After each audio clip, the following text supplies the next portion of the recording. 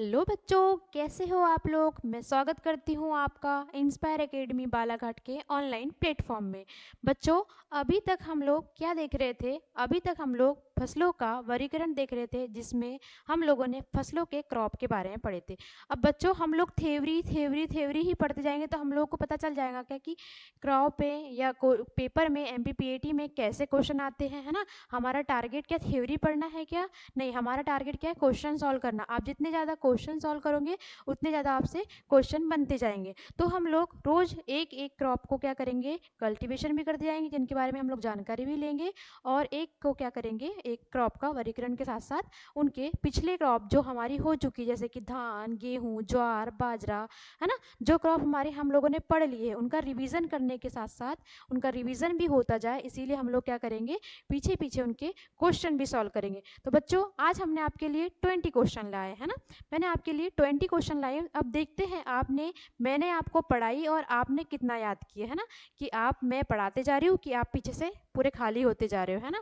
मैं आपको पढ़ाई हूँ धान के बारे में, है ना। आपने देखे होंगे, आपको मैंने किसके बारे में, धान, गेहूँ, मक्का, ज्वार, बाजरा, है ना, इन सब चीज़ों के बारे में पढ़ा चुकी हूँ, है ना। अब आप लोग सब लोग क्या करोगे, मेरे साथ साथ क्वेश्चन में एक कॉपी एक पेन लेके बैठोगे और आप लोग 1 से लेके 20 तक मार्क करोगे। और मैं यहाँ जैसे जैसे क्वेश्चन बोलूँगी वैसे वैसे आप वहाँ पर 4 ऑप्शन रहेंगे। 4 ऑप्शन में से हाँ, मैम ने ये पढ़ ली है, अब इसका आंसर क्या है, आपको कितना आता है आप देखिए, है ना। आपको कितना बन रहा है क्वेश्चन, या मेरे थ्योरी पढ़ाने से ही इतना बन रहा है, या फिर और मेहनत करने की ज़रूरत है, आप लोगों को पता चल जाएगा, है ना, कि मेरी थ्योरी पढ़ाने में आपको कैसे क्वेश्चन मिले, या उसमें समझ में आ रहा है या नहीं आ रहा है, या क्वेश्चन उससे बन रहे हैं या नहीं बन रहे, इन सब के लिए जानना जरूरी है ना। तो आज हम लोग क्या देखेंगे बच्चों, आज हम लोग क्वेश्चन देखेंगे, जिसमें आप लोगों को सारे क्वेश्चन सॉल्व करने के साथ साथ आपको एमपीपीएटी में कैसे क्वेश्चन आते हैं इसके बारे में भी जानकारी होंगी, है ना। और जितने ज़्यादा क्वेश्चन करोगे आप उतने ज़्यादा आपके लिए अच्छा होगा, है ना। अब ये नहीं कि मैम इतना इजी क्वेश्चन आ जाएगा, अरे पहले इजी ही करो, है ना। इजी करो फिर हार्ड करो, है ना, फिर उससे ज़्यादा हार्ड करो, है ना। हमको एमपीपीएटी ही निकालना है, हमको आरएईओ आरएचईओ नहीं निकालना है ना, अधिकारी लेवल की एग्जाम तो नहीं निकालना है। अभी हमको एमपीपीएटी पे ही फोकस करना है, जिसके लिए हम लोग अपने एमपीपीएटी में जैसे जैसे क्वेश्चन पूछे जाते हैं, या धान से रिलेटेड इंपॉर्टेंट क्वेश्चन, या जो पूछे जा सकते हैं ऐसे क्वेश्चन, या जिनकी पूछे जाने की आशंका बहुत ज़्यादा है ना, जो बहुत ही इंपॉर्टेंट है क्वेश्चन, ऐसे क्वेश्चनों के बारे में जानेंगे, है ना। तो हमारा बच्चों पहला ही क्वेश्चन देखिए, पहले हमारा पहला ही क्वेश्चन देखते हैं हम लोग। पहला ही क्वेश्चन क्या है बच्चों, पेन और कॉपी दोनों लेके बैठिए, जिससे क्या होगा, आपको पता रहेगा कि आप मेरे साथ थ्योरी पढ़ रहे थे, तो आपके दिमाग में कितनी चीज़ें जा रही है ना, कितनी चीज़ जा रही है, कितनी जा रही है ना, और आप कितना अच्छा पढ़ रहे हो। तो बच्चों पहला ही क्वेश्चन आप लोगों मेरे स्लाइड में देखिए। स्लाइड में आपको पहला ही क्वेश्चन क्या दिख रहा है बच्चों, पहला क्वेश्चन क्या दिख रहा है, विभिन्न ऊंचाई के पौधों को एक ही खेत में एक ही साथ पैदा करने को कहते हैं, है ना। पहला क्वेश्चन क्या है बच्चों, देखिए आप पढ़िए, आप रिपीट कीजिए उस क्वेश्चन को, देखिए और बताइए क्या हो सकता है। हाँ, पहले ऑप्शन मत पढ़िए, पहले क्वेश्चन पढ़ लीजिए, है ना। ऑप्शन मत पढ़िए, क्वेश्चन पढ़िए, और ऑप्शन काटने की देखते जाएंगे हम लोग। ऑप्शन काटेंगे अभी हम लोग, है ना, ऑप्शन ऑप्शन काटना सीखेंगे। इसके साथ साथ पहले पढ़िए विभिन्न ऊंचाई, क्या बोला है वहां पर, विभिन्न ऊंचाई के पौधे, है ना, क्या बोला है, विभिन्न ऊंचाई के पौधों को एक ही खेत में एक ही साथ पैदा करने को कहा जाता है ना। अब आप इसका आंसर अपनी कॉपी में लिखते जाइए कि हाँ, मैम ने पहला क्वेश्चन बोली, मेरे अकॉर्डिंग आप जो बैठे हो, जो जिस भी स्टूडेंट हो, जैसे भी आप बैठे हो, तो मेरे अकॉर्डिंग ये लग रहा है ना, ए लग रहा है, ए बी लग रहा है, बी सी लग रहा है, सी, या डी लग रहा है, डी, है ना। तो आपके अकॉर्डिंग आप अपनी कॉपी में लिखते जाइए, है ना, कि क्या लग रहा है आपके अकॉर्डिंग, है ना। तो पहला हमारा ऑप्शन क्या है, बहुस्तरीय, दूसरा संयुक्त फसल उत्पादन, या तीसरा मिश्रित फसल, या चौथा इसमें से कोई नहीं, है ना। तो हमारा क्वेश्चन क्या था बच्चों, हमारा क्वेश्चन था विभिन्न ऊंचाई के पौधे, है ना, विभिन्न ऊंचाई के पौधों को एक ही खेत में एक ही साथ पैदा करने को कहा जाता है। अब बात करते हैं बच्चों सेकेंड ऑप्शन की, है ना, जिसमें क्या है, संयुक्त फसलों उत्पादन, है ना, जिसको हम लोग रिले क्रॉपिंग के रूप में भी जानते हैं। संयुक्त फसल उत्पादन को हम लोग रिले क्रॉपिंग के रूप में भी जानते हैं। वह क्रॉपिंग आप लोगों ने देखे होंगे, रिले क्रॉपिंग क्या बोलते हैं, एक फसल लगाए, इसकी फसल नहीं कटी, उसके पहले एक फसल लगाए, इसकी फसल नहीं कटी, उसके पहले एक फसल लगाए, उसकी फसल नहीं कटी, एक फसल फिर लगा दिए, ये क्या कहलाती है, रिले क्रॉपिंग कहलाती है। कंटिन्यू चलती ही जाती है ऐसी, है ना, कि फसल कटने से पहले दूसरी फसल लगा दी, उसको रिले क्रॉपिंग कहते हैं, है ना। तो रिले क्रॉपिंग आती है इसके अंतर्गत। रिले क्रॉपिंग है क्या बच्चों, ऐसा लग रहा है कि हमें कि रिले क्रॉपिंग इसके लिए ये ऑप्शन में हो सकता है, ये इसका आंसर हो सकता है, नहीं, है ना, ये इसका आंसर नहीं हो सकता। संयुक्त फसल उत्पादन इसका आंसर नहीं हो सकता, है ना। उसके बाद आती है मिश्रित फसल उत्पादन। मिश्रित फसल उत्पादन की बात करते हैं। मिश्रित मतलब एक साथ और भी फसल बोना, और मतलब जैसे हमने गेहूं के साथ क्या बो दिए, सरसों बो दिए, है ना, और अब गेहूं और सरसों की हाइट तो सेम रहती है ना, और क्या, और भी क्रॉप बो दिए गेहूं के, मतलब 2-3 क्रॉप को मिक्स करके बो दिए हम लोग, क्या कहलाएगा, मिश्रित फसल के अंतर्गत आएगा, है ना। तो मिश्रित फसल भी इसका ऑप्शन नहीं हो सकता, क्योंकि इसमें क्या दिया है, विभिन्न ऊंचाई की बात कर रहा है, फसल की बात कर रहा है कि नहीं, ऊंचाई की बात कर रहा है, इसलिए पौधों की क्या है, एक ही खेत में एक साथ पैदा करते हैं, परंतु उसकी हाइट क्या होती है, अलग अलग होती है। तो बच्चों ये भी नहीं हुआ, ये भी नहीं हुआ, इसमें से कोई भी नहीं हुआ, हमारी क्या बच गई, बहुस्तरीय फसल उत्पादन, है ना, क्या कहलाएगा बच्चों, बहुस्तरीय फसल उत्पादन के अंतर्गत आएगा, जिसमें क्या होता है, विभिन्न ऊंचाई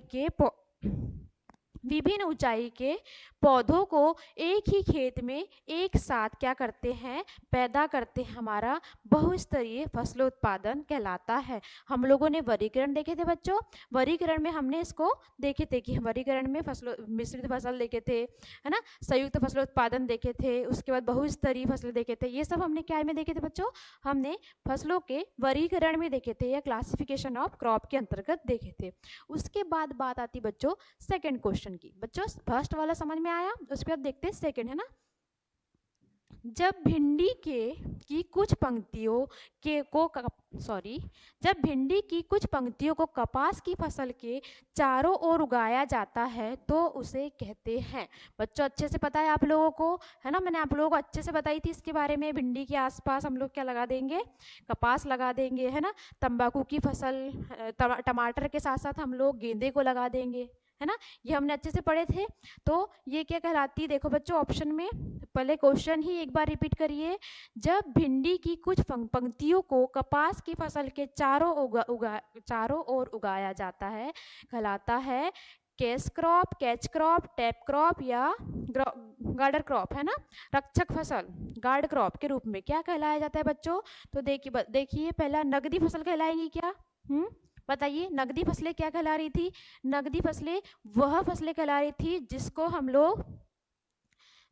लोग फील्ड से डायरेक्ट काट के कहाँ ले जा रहे थे, बाजार में ले जा रहे थे, और वो तत्काल ही बिक जा रही थी, जैसे कि गन्ना और आलू आ रहा था उसके अंदर, है ना, उसका स्टोर नहीं किया जा रहा था। तो हमको कहीं से कहीं तक ऐसा लग रहा है कि यहाँ पर ये ऑप्शन में आएगा करके, नहीं, है ना। तो ये हमारा हटिया नगदी फसलों में से, कि हमारा नगदी फसल तो है ही नहीं, ये तो भिंडी के आसपास किसको लगा रहे हैं हम लोग, चारों ओर कपास को लगा रहे हैं, तो ये हमारी किसी भी तरीके से नगदी फसल के अंतर्गत नहीं आता, क्योंकि मैम आपने हमको वर्गीकरण में इतने अच्छे से समझा दिया, नगदी क्रॉप क्या है, जिनका स्टोरेज नहीं किया जाता, तत्काल बाजार में ले जाया जाता है, तो क्या होता है, तत्काल ही ये बिक जाती है। आपने ये हमें बताया था मैम, हमें याद है कि नगदी फसलें क्या होती है, और नगदी फसलों के उदाहरण में क्या क्या आता है ना। तो नगदी फसलों के उदाहरण में क्या क्या आता है बच्चों, नगदी फसलों के उदाहरण में आलू और गन्ना आता है ना।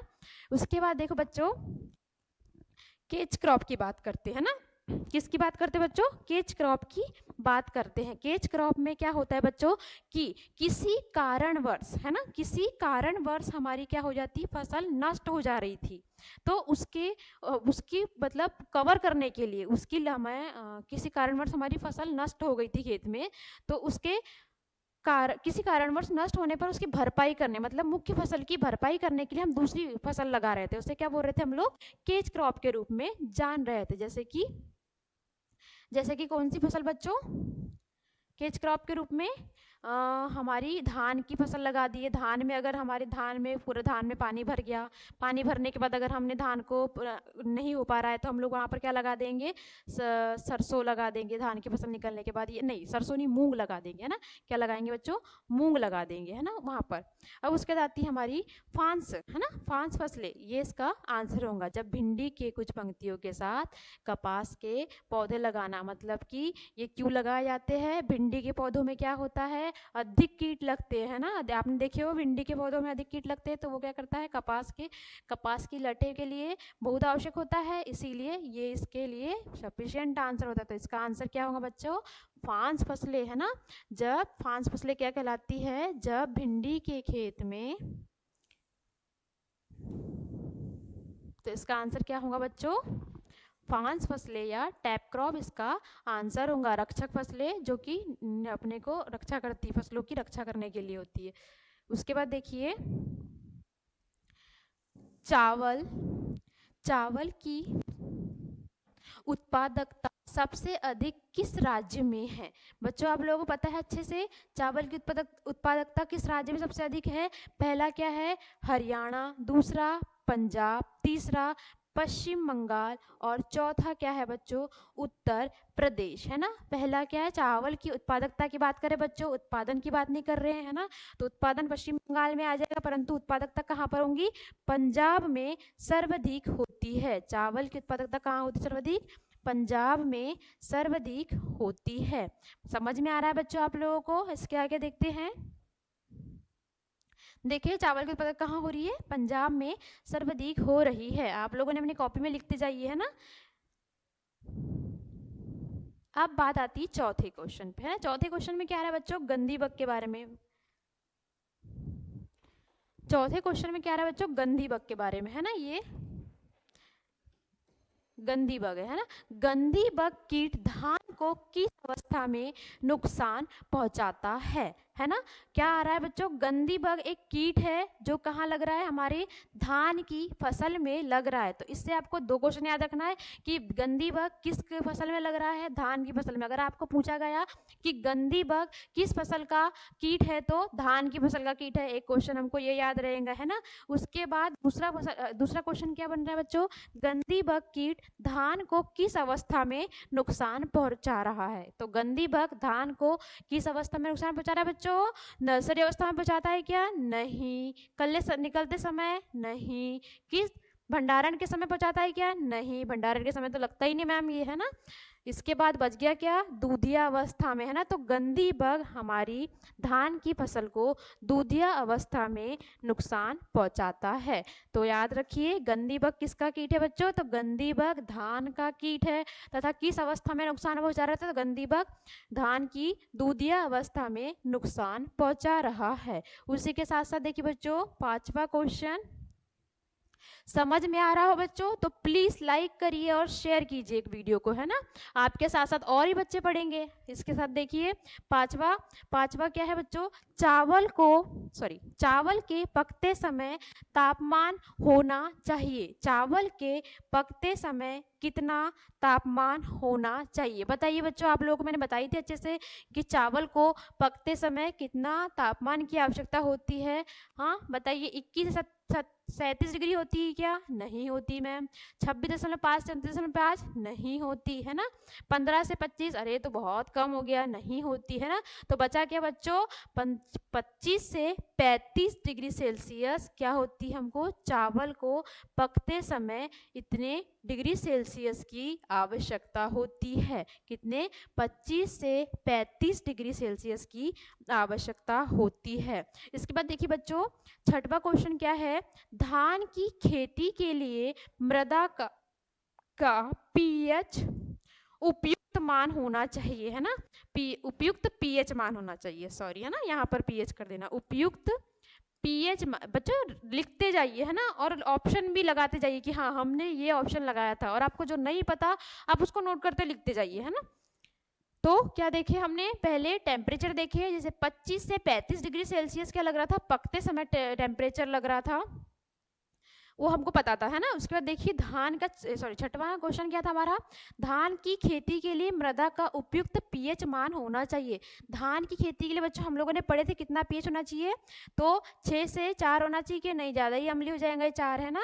तो ये 6, ये क्या होना चाहिए 5.5 से 6.5, कितना होना चाहिए 5.5 से 6 इधर इधर उदासीन में चली गया, फिर ये है ना, इधर क्षारीय में चली गया और उदासीन में चली गया, तो हम लोग क्या रखेंगे 5.5 से 6.5। अब मैम आपने ये क्यों नहीं रखे, ये ज़्यादा ही अम्लीय हो गया है ना, 4 ज़्यादा ही अम्लीय हो गया ना, तो 4 ज़्यादा अम्लीय हो गया, इसीलिए हम लोग क्या रखेंगे धान की खेती के लिए उपयुक्त पीएच 5.5 से 6.5 हम लोग धान की खेती में मृदा का पीएच रखते हैं। उसके साथ देखिए बच्चों 7वां क्वेश्चन बड़ा ही इंपॉर्टेंट है ना, अधिकतर पूछा ही जाता है, अधिकतर एग्जामों में पूछा, आपको हर जगह मिलेगा ये, है ना क्वेश्चन। धान का खैरा रोग, कौन सा रोग, धान का खैरा रोग। अब यहाँ से एक और क्वेश्चन पता चल गया कि धान में क्या रोग लगता है, खैरा डिजीज लगती है करके, है ना। यहाँ से एक और क्वेश्चन आ गया निकल के हमारा कि धान का रोग, धान में एक और रोग लगता है जिसका नाम क्या है, खैरा डिजीज, है ना। तो धान का खैरा रोग किस तत्व की कमी के कारण होता है। बच्चों बड़ा पूछा जाता है ये क्वेश्चन, आप लोग इसको इंपॉर्टेंट करके लिख लो या आप लोग इसको अलग से लिख लो अगर आपको पता नहीं होगा तो, बड़ा पूछता है, ऐसे कॉपी में लिख लो या फिर आप जहाँ सोते हो वहाँ लिख लो। धान का खैरा रोग किसी कमी से होता है, तो जिंक की कमी से होता है। धान में खैरा रोग किसी कमी से होता है बच्चों, तो धान में खैरा रोग जिंक की कमी से होता है। तो लिखिए बच्चों धान में खैरा रोग किसी कमी से होगा, धान में खैरा रोग जिंक की कमी से होगा, तथा खैरा रोग किसका है, तो धान का खैरा रोग, है ना। इसके बाद देखिए बच्चों क्या है, बोलिए, पढ़ते जाइए, है ना, बोलिए। केंद्रीय धान अनुसंधान संस्थान कहाँ स्थित है, केंद्रीय धान अनुसंधान संस्थान कहाँ स्थित है, CRRI central research rice institute कहाँ पर स्थित है, सेंट्रल राइस रिसर्च इंस्टीट्यूट कहाँ स्थित है, तो कटक उड़ीसा, कहाँ स्थित है बच्चों, कटक उड़ीसा, है ना। केंद्रीय धान अनुसंधान संस्थान कहाँ स्थित है, तो कटक उड़ीसा में केंद्रीय धान अनुसंधान संस्थान उपस्थित है। आप लोग फिर से एक बार रिपीट करिए, या आपने ऑप्शन लगाया होगा सही होगा, है ना, फर्स्ट इसका ऑप्शन सही है। उसके बाद देखिए बच्चों 9वें क्वेश्चन की बात करते हैं हम लोग।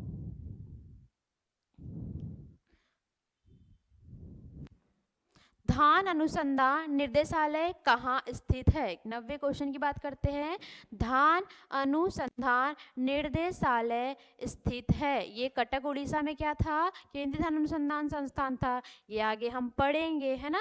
अब बात रही रांची की, तो रांची में तो नहीं है, तो ऑप्शन में क्या आएगा, हैदराबाद। धान अनुसंधान निर्देशालय कहाँ पर स्थित है, तो धान अनुसंधान निर्देशालय हैदराबाद में स्थित है। आप लोग के ऑप्शन सही गए ना बच्चों, है ना, पक्का पता है मुझे सभी लोग गलत गए होंगे, है ना, गलत गए ना सब लोगों के, सब लोगों ने क्या लगाए थे, फिलीपींस लगाए थे ना, सही बोलो, है ना, फिलीपींस नहीं है बच्चों, कहाँ पर है, हैदराबाद में स्थित है। इसके बाद बात आती है बच्चों, ये तो आप सभी लोगों का एकदम सही जाने वाला है क्वेश्चन, क्योंकि हमने बिल्कुल रट्टा मार के पढ़े हैं इस क्वेश्चन को, है ना।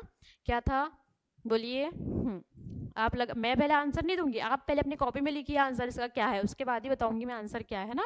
तो धान की बोनेपन के लिए जिम्मेदार जिन कौन सा है, धान के बोनेपन के लिए जिम्मेदार जिन कौन सा है, आप अपनी कॉपी में लिख लीजिए कौन सा जिन है, उसके बाद ही मैं इसका आंसर बताऊंगी कि धान के बोनेपन के लिए कौन सा जिन जिम्मेदार है। लिख लिए आप लोगों ने, है ना, लिख लिए, अच्छे से लिख लिए, भूलना मत क्या जीन है ना, पता होना चाहिए, क्योंकि हम लोग बहुत बार रिपीट करते हैं जीन के बारे में कि हाँ ये जीन के नाम, कुछ लोगों का नाम जैसा लेते भी नहीं बनता। तो क्या है बच्चों, ये तो 1% नहीं है, है ना। नॉरेन 10 ये तो किस में आ जाता है, गेहूं में आ जाता है, याद रखना, है ना, गेहूं वाली फसल में हम लोग एक क्वेश्चन करेंगे तो ये किस में आ जाता है, नॉरेन 10 गेहूं में आ जाता है। ओपन भी नहीं है, ये भी नहीं है, तो क्या आया, DG, यहाँ पर, यहाँ लिख दे रही हूँ बच्चों, ये गलत है, वूजीन, है ना, क्या है, डीजी वूजीन। आप लोगों का राइट गया आंसर बच्चों, सही गया आप लोगों का, है ना, सही गया सब लोगों का, क्योंकि मैम आपने बहुत अच्छे से बताए थे हम लोगों की कौन सा जीन जिम्मेदार है धान के बोनेपन के लिए, डीजी वूजीन। बोल दिए कौन सा जीन, आप लोगों को तो पता ही था ये वाला आंसर, है ना, डीजी वूजीन। और नॉरेंटेन किसमें, किसमें, गेहूं में, है ना, जिम्मेदार है। उसके बाद देखिए गोल्डन राइस, ये भी पता है आप लोगों को, अगर गलत किए ये वाला क्वेश्चन तो आप लोगों को कुछ नहीं आता, है ना, यही बोलेंगे फिर, आप लोगों को कुछ नहीं आता। किसकी बात करते हैं, गोल्डन राइस की बात करते हैं ना, सुनहरे चावल की बात करते हैं। तो बच्चों पढ़िए क्वेश्चन, पढ़िए आप लोग, पढ़िए क्वेश्चन क्या था, गोल्डन राइस किस तत्व की का अच्छा स्रोत है, गोल्डन राइस किस तत्व का अच्छा स्रोत है, बताइए। आप लोगों को, सब लोगों को पता होगा किसका है, विटामिन ए का है, विटामिन बी का है, विटामिन सी का है, विटामिन डी का है, बताइए। हाँ बताइए, आप लोग बताइए। अब आप लोग ऑप्शन काटिए, इसमें से विटामिन डी कहाँ से, सूर्य से मिल जाएंगे हम लोगों को, हाँ चावल में सूर्य से मिल जाएंगे ये हम लोग, ये भी नहीं। क्या चावल में खटास होती है क्या, नहीं ये भी नहीं। अब ये बी की बात आई तो बी भी नहीं, है ना, ये भी नहीं। क्या बचा, विटामिन ए। तो गोल्डन राइस किस तत्व की अच्छा स्रोत है, तो गोल्डन राइस किसका अच्छा स्रोत है, विटामिन ए का अच्छा स्रोत है। आई होप बच्चों आप लोगों का ये आंसर भी सही गया होगा ना, किसके आंसर है। आप लोग लास्ट में कमेंट में बताना बच्चों कि मैम मेरे इतने आंसर सही थे, या मैम मैंने इतने क्वेश्चन किया, 20 क्वेश्चन में से मेरे 10 सही थे, 15 सही थे, 18 सही थे, है ना, इतने हार्ड क्वेश्चन भी नहीं है। आप लोगों को जो पढ़ाए हैं वही आप लोगों को यहाँ पर क्वेश्चन दिख रहे हैं। तो आप लोग बच्चों जब भी क्लास देख रहे हो आप लोग तो इसको मतलब कमेंट में बताइएगा, मैम मेरे 20 में से 10 सही आए हैं, या मेरे 20 में से 18 सही है, या 20 में से 15 सही है ना, तो देखेंगे हम लोग कि हाईएस्ट नंबर किसके है कमेंट में। उसके बाद देखिए बच्चों, धान की कुल जलमांग कितनी होती है, किसकी बात करें बच्चों हम लोग, धान की, है ना, तो धान की कुल जलमांग कितनी होती है। आप सभी को पता है कि धान की कुल जलमांग कितनी होती है, 700 से 800 होंगी क्या बच्चों, बिल्कुल नहीं, इतना तो लगेगा ही नहीं पानी, है ना, ये बहुत कम हो जाएगा हमारे धान के लिए। उसके बाद 800 से 900 नहीं मैम, ये भी कहाँ, ये 1000 से 2600 ज़्यादा हो गया मैम, ये तो, है ना, ये 2500, सॉरी 900 से 2500, कितना, 900 से 2500। धान की कुल जलमांग की बात करें तो धान की कुल जलमांग कितनी है बच्चों, 900 से 2500 धान की कुल जलमांग है। कितनी है धान की कुल जलमांग, धान की कुल जलमांग 900 से 2500। किस किस के ऑप्शन सही गए 900 से 2500 वाला, हाँ। उसके बाद देखिए 14,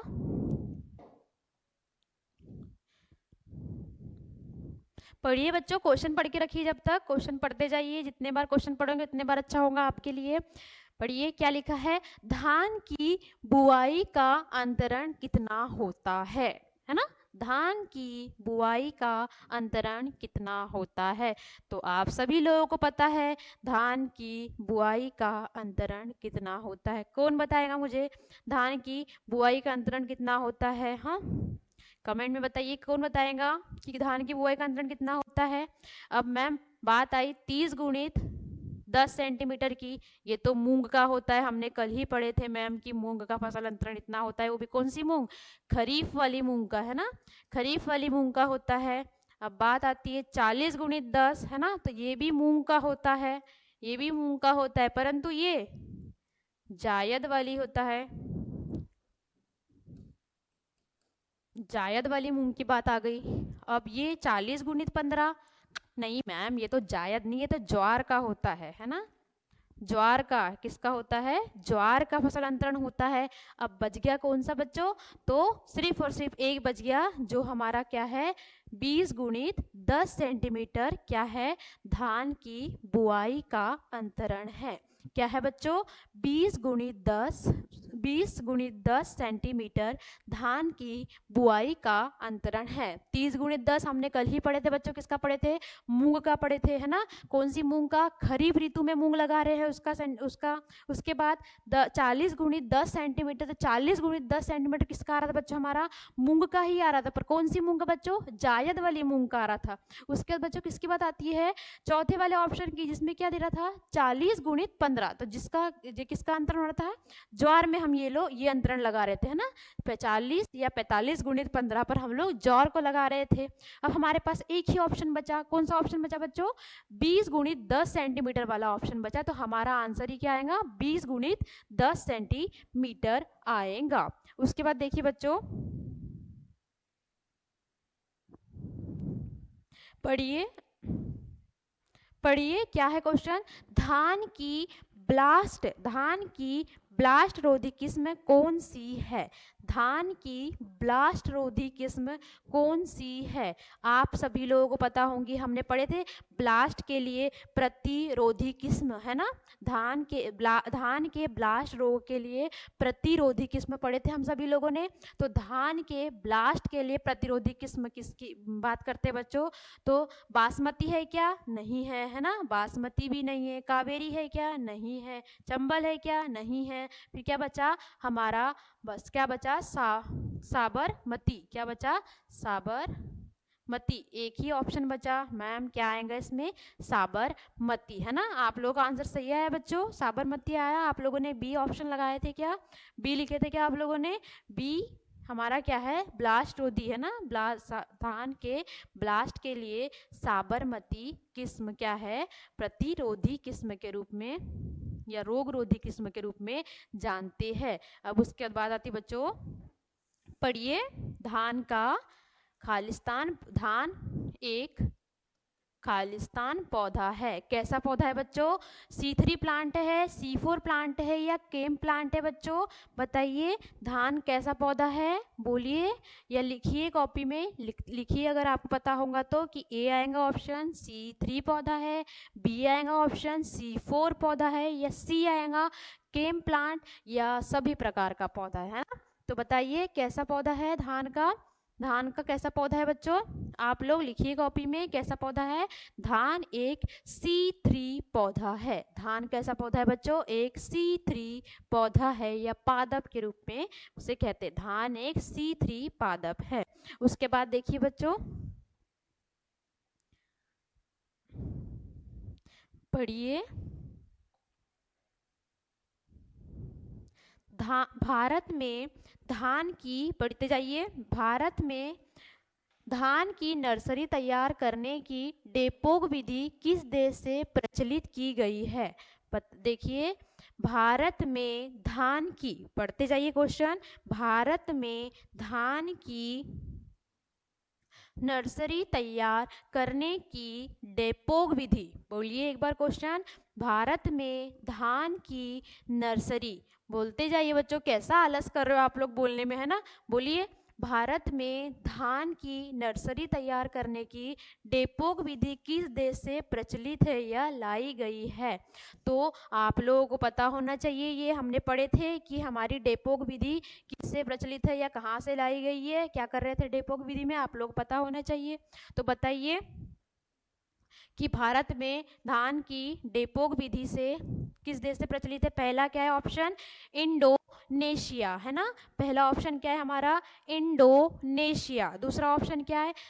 दूसरा ऑप्शन क्या है? ताइवान, है ना? क्या है? ताइवान। दूसरा ऑप्शन क्या है हमारा? ताइवान है। ताइवान नहीं है, ताइवान है, ताइवान। तीसरा क्या है? इजराइल, है ना? तीसरा क्या है बच्चों?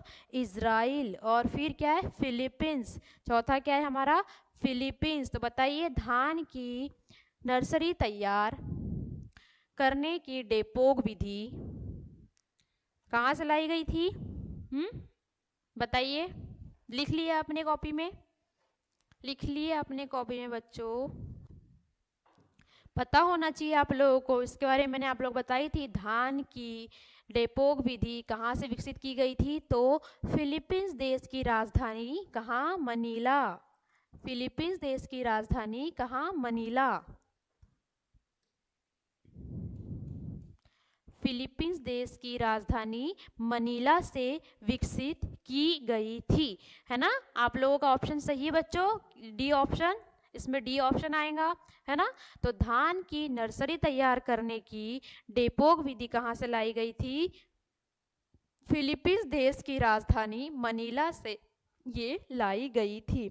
उसके बाद आप लोगों का ऑप्शन सही सही गया होगा, ये है ना, ये तो हमने अच्छे से पढ़े थे बिल्कुल कि डेपोक विधि कहाँ से आई है, तो फिलीपींस देश की राजधानी मनीला से आई है।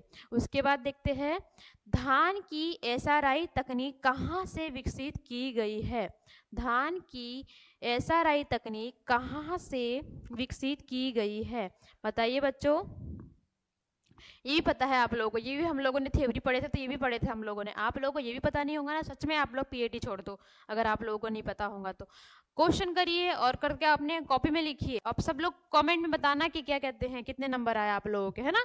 जितने लोग भी क्लासेस देखते हैं आप लोग कमेंट करके बताइए कि मैम मेरे इसमें से इतने नंबर आए, तभी पता चलेगा कि कौन पीएटी निकाल सकता है और कौन नहीं निकाल सकता। तो बताइए धान की सारे तकनीक कहाँ से विकसित की गई थी, सभी लोग अपनी कॉपी में लिखिए, वेट कर रही हूँ मैं। पहला क्या है ऑप्शन? जापान, कोरिया, मेडागास्कर या चीन। बताइए कौन सा है? जापान, कोरिया, मेडागास्कर या चीन, कौन सा है बताइए। ऑप्शन फिर से सुन लीजिए, जापान, कोरिया, मेडागास्कर या चीन। याद करिए याद करिए, हाँ धान में हमने क्या पढ़े थे, ऐसा याद करिए, ऑप्शन के थ्रू पता चल जाएगा। जापान पढ़े थे क्या? हमने नहीं पढ़े जापान वापान, है ना। चीन पढ़े थे क्या? अरे इसमें तो उत्पादन अधिक हो रहा था, कि उत्पादन की बात तो कर ही नहीं रहे हम लोग, है ना। उसके बाद कोरिया, कहाँ से कोरिया ला लिए मैम आपने, इसको तो हम तो सपने में भी नहीं लगा सकते, है ना। लगाएंगे कि हम लोग इसको कोरिया को, हमको नहीं मतलब ये कोरिया वोरिया से, हम लोग उसको सपने में भी नहीं लगाएंगे, जापान भी नहीं लगाएंगे हम सपने में मैम, है ना। हम चीन चलो सोच भी सकते हैं, चीन क्यों सोच सकते हैं, क्योंकि हमने उत्पादन पढ़े थे कि सबसे ज्यादा उत्पादन कहाँ हो रहा था, चीन में हो रहा था, है ना। तो हम लोग चीन सोच भी सकते हैं, पर चीन में कहाँ से विधि आएंगी बच्चों, है ना। तो चीन भी हमारा हट, हमको चीन में नहीं लगाना है। पता है हमको मैम क्या आएगा? मेडागास्कर, है ना। क्या आएगा? मेडागास्कर। तो धान की सारे तकनीक कहाँ से विकसित की गई थी? मेडागास्कर से विकसित की गई थी। उसके बाद देखिए बच्चों, मध्य प्रदेश में चावल अनुसंधान केंद्र कहाँ स्थित है। देखिए मध्य प्रदेश में चावल अनुसंधान केंद्र कहाँ स्थित है। ऑप्शन देखिए, शाजापुर, मंदसौर, बालाघाट या बड़वानी, है ना। बोलिए, देखिए ऑप्शन एक बार, क्वेश्चन सुन लीजिए। मध्य प्रदेश में चावल अनुसंधान केंद्र कहाँ स्थित है? कहाँ स्थित है? शाजापुर, मंदसौर, बालाघाट या बड़वानी। अब मंदसौर वाले मंदसौर मत लगा देना, बालाघाट वाले बालाघाट मत लगा देना, है ना। शाजापुर वाले शाजापुर मत लगा देना, बड़वानी वाले बड़वानी मत लगा देना, है ना। सही सही आंसर बताइए कि कहाँ पर है ये। मध्य प्रदेश में चावल अनुसंधान केंद्र कहाँ स्थित है? तो मध्य प्रदेश में चावल अनुसंधान केंद्र कहाँ स्थित होगा बच्चों, बताइए कहाँ स्थित है। शाजापुर में है या मंदसौर में है या बालाघाट में है या बड़वानी में है, कौन बताएगा, है ना। इसका आंसर क्या आएगा बच्चों? बड़वानी। क्या आंसर आएगा? बड़वानी। इसका आंसर क्या आएगा? बड़वानी में स्थित है। इसी के आगे देखिए बच्चों,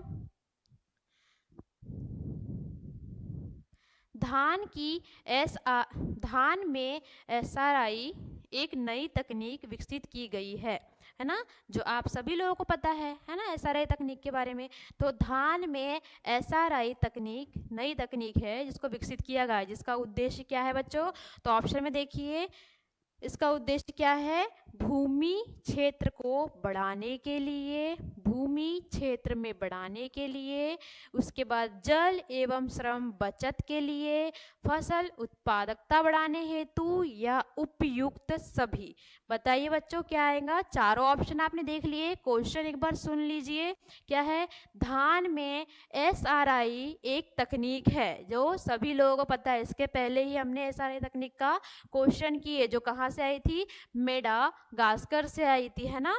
उसको एक तकनीक है जो किसके लिए विकसित की गई है पूछ रहा है तो, विकसित की गई, इसका उद्देश्य क्या है पूछ रहा है तो, क्वेश्चन में क्या पूछ रहा है, इसका उद्देश्य क्या है। तो बच्चों इसका उद्देश्य बताइए। 20 नंबर पे है, भूमि के क्षेत्र को बढ़ाने के लिए, जल एवं श्रम बचत के लिए, फसल उत्पादन बढ़ाने के लिए, या उपयुक्त में से सभी चारों में से कौन सा ऑप्शन आएगा बच्चों, लगाइए, है ना। तो ऑप्शन क्या आएगा, उपयुक्त सभी के लिए, है ना। क्या है, फसल उत्पादन बढ़ती है, जल एवं श्रम के लिए, है ना, ये सब के लिए क्या है, इसके ऑप्शन में सबसे लास्ट वाला ऑप्शन, जिसने फोर्थ ऑप्शन लगाया है बच्चों, उनका सही है ना, उनका ये क्वेश्चन सही है। तो इसका आंसर क्या होगा, उपयुक्त सभी, सभी चीजों के लिए क्या है, हम लोग एसआरआई तकनीक को अपनाते हैं, है ना। इसके बाद बच्चों आज हमने 20 क्वेश्चन किसके देखे, आज हमने 20 क्वेश्चन राइस के देखे, कल 20 क्वेश्चन या 25 क्वेश्चन हम लोग वीट के देखेंगे, है ना।